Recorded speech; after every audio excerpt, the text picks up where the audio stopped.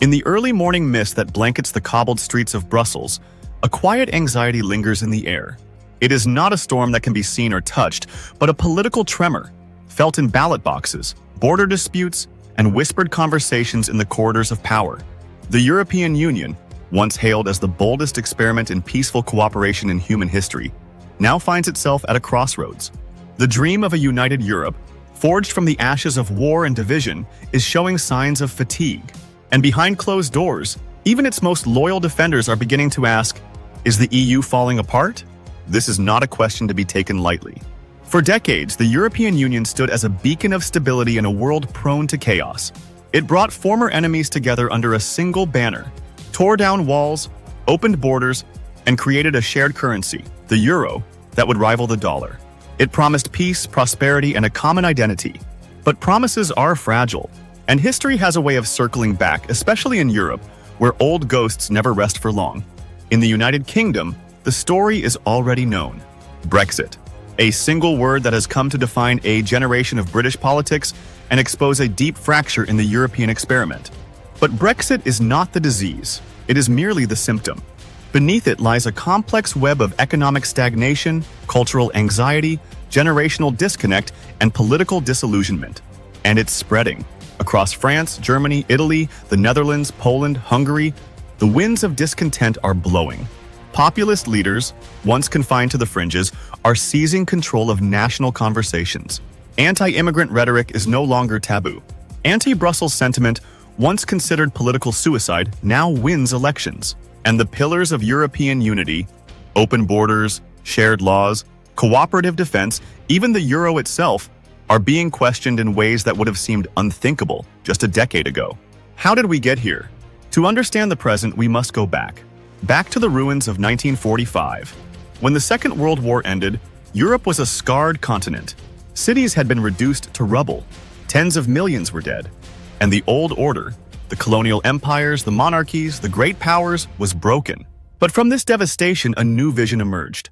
Leaders like Jean Monnet, Robert Schuman, and Konrad Adenauer imagined a different kind of Europe, one where economic interdependence would prevent future wars, where coal and steel, the lifeblood of modern warfare, would be shared under joint authority. It was a radical idea. Bind nations so tightly together that war becomes impossible. The European coal and steel community came first in 1951, then the European Economic Community in 1957, then the European Union in 1993. Step by step, the dream expanded. Borders fell. Markets merged. The euro was born. And for a time, it seemed to work. The 1990s and early 2000s were a golden age for the EU. Eastern European countries rushed to join. The West sent money, advisors, and technology eastward. Trade soared. The world looked at Europe and saw something remarkable, a continent that had turned centuries of war into a shared peace. But golden ages never last forever. The first real crack appeared in 2008. The global financial crisis, triggered by subprime mortgages in the United States, crashed into Europe with devastating force. Suddenly, the euro, once a symbol of strength, became a liability. Countries like Greece, Portugal, and Spain were drowning in debt. But unlike the US, the EU didn't have a single treasury or fiscal authority to handle the crisis. It had 27 national budgets and one shared currency. That meant countries couldn't print money to stimulate their economies. They had to borrow or beg. Greece became the poster child of the Eurozone crisis. Unemployment soared. Hospitals closed. Suicides spiked. Brussels imposed harsh austerity measures in exchange for bailouts. And while Germany, the EU's economic engine, insisted it was necessary discipline, others saw it as economic colonization. The scars from that crisis still linger, and they planted seeds of resentment, seeds that would blossom in 2016. Brexit was never just about the UK leaving the EU. It was about sovereignty, identity, a deep, almost primal discomfort with how fast things were changing. Immigration, globalization, the erosion of national control. For many British voters, the EU had come to symbolize a distant, bureaucratic elite that no longer listened. They wanted their country back, and they took it. Across the Channel, European leaders were stunned. Brexit wasn't supposed to happen. The EU had always lost referendums, but never the country itself. If Britain could leave, who might be next? That fear hasn't gone away. Today, the far right is rising across the continent. In France, Marine Le Pen's national rally has rebranded and rebuilt, appealing to workers, youth, and those who feel left behind. In Italy, Giorgia Meloni, with a post-fascist lineage, now leads the country. In Hungary, Viktor Orban speaks openly about creating an illiberal democracy. In Poland, populist forces have reshaped the judiciary, media, and educational system to align with nationalist values. In the Netherlands, Geert Wilders remains a powerful voice against immigration and EU integration. Even in Germany, long considered the bastion of EU stability, the far-right AfD has surged in popularity. This is not a fringe movement anymore. It is a continent-wide shift, and it's not hard to see why. In the towns and villages far from the glitzy capitals, many Europeans feel forgotten. Jobs have vanished. Factories have closed. Wages are stagnant. Housing is unaffordable. And the migrant crisis, fueled by war, poverty, and climate change, has added fuel to the fire. The perception, whether fair or not, is that Brussels has failed to protect ordinary Europeans. Meanwhile, an aging population presents another challenge for bite. Europe is getting older, fast. Birth rates have collapsed in Italy, Spain, Germany, and much of Eastern Europe. In some rural towns, there are more funerals than births. Pensions are straining national budgets. Healthcare systems are overwhelmed. And without young workers, productivity suffers. Immigration could help, but that too has become politically toxic. The irony is sharp. Europe needs immigrants to survive economically, but fears them culturally. This demographic time bomb is perhaps the EU's most existential threat, because it doesn't generate headlines like terrorism or Brexit, but it quietly erodes the foundations of the economy. And still, Brussels pushes on. Technocrats in the European Commission speak of green transitions, digital sovereignty, and defense cooperation. They create plans, white papers, vision documents. But the distance between EU institutions and the average citizen has never been wider. Who really knows what happens in the European Parliament? Who understands the role of the Council of Ministers? How many people can name the President of the European Commission? This disconnect is more than symbolic. It is dangerous. Because when people no longer feel represented by institutions, they seek alternatives. That's how democracies fall, slowly, then all at once. And there are others watching. Russia, for one, has long seen the EU as a threat to its sphere of influence. Vladimir Putin's strategy has been clear: divide and weaken. Support far-right parties. Exploit disinformation. Use energy as leverage. The war in Ukraine is not just a fight over borders. It's a challenge to the European model itself. Can the EU stand united in the face of a real, prolonged conflict? China, meanwhile, courts European nations with trade deals and infrastructure projects. Through the Belt and Road Initiative, Beijing has found willing partners in countries like Hungary, Serbia, and Italy, offering investment with fewer strings attached than Brussels. And then there's the United States, once the EU's greatest ally, now a source of uncertainty. Under Donald Trump, traditional alliances were shaken. NATO was questioned. Trade wars were launched. And even now, under different leadership, many Europeans wonder, can America still be trusted? This is the geopolitical moment Europe finds itself in. Old friends are unpredictable, new powers are rising, and the dream of unity is fraying at the seams. But is all lost? Not yet. Despite the turmoil, the EU remains the world's second-largest economy. It boasts some of the highest living standards on Earth.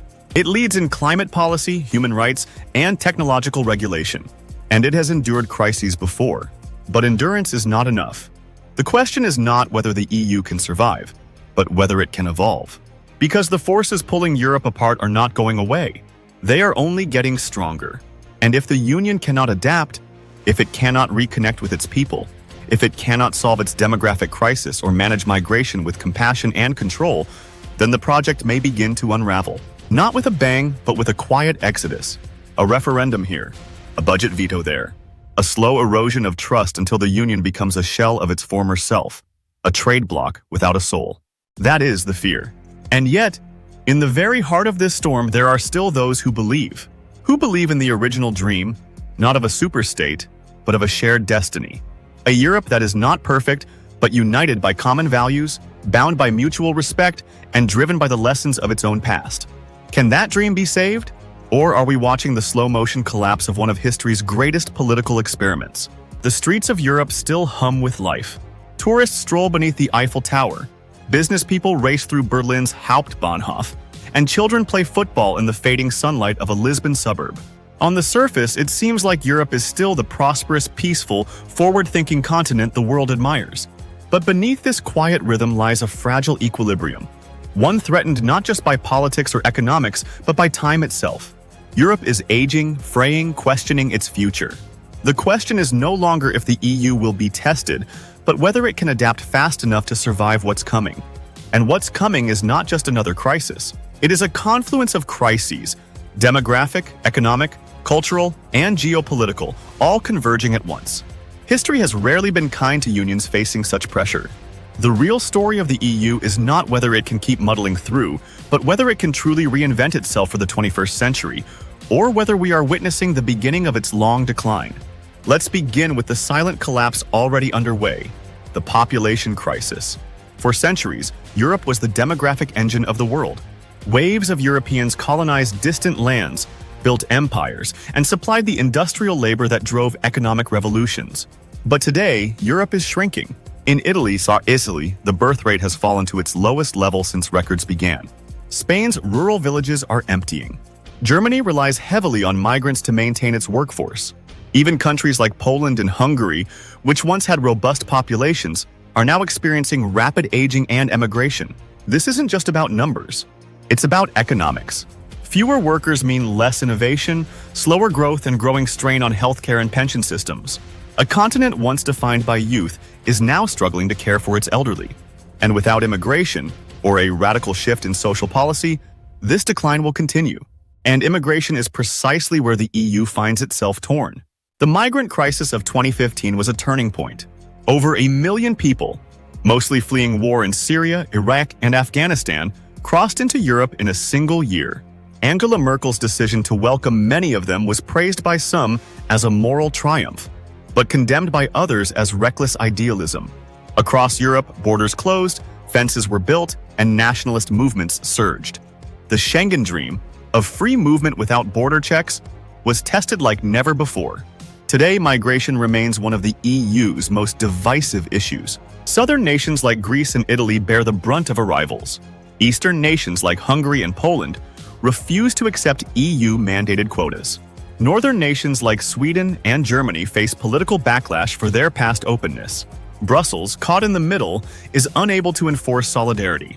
And yet, without migrants, the European labor force cannot be sustained. It's a brutal paradox. Europe needs immigrants to survive economically, but fears them culturally and politically. The result is paralysis and polarization. Meanwhile, economic fractures are growing deeper. The euro, which was once hailed as the crowning achievement of European unity, now acts as both glue and trap. Countries like Germany and the Netherlands benefit immensely from a shared currency that is undervalued relative to their productivity. But weaker economies like Greece, Italy, and Portugal find themselves unable to compete. They can't devalue their currencies.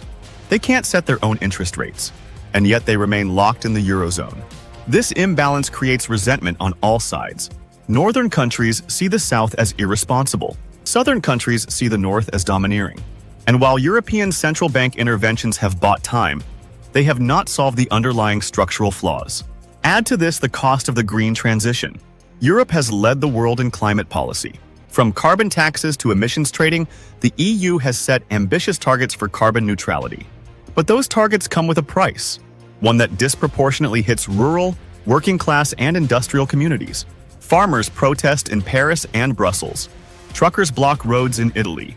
And in Germany, where coal plants are being phased out, entire towns face economic extinction.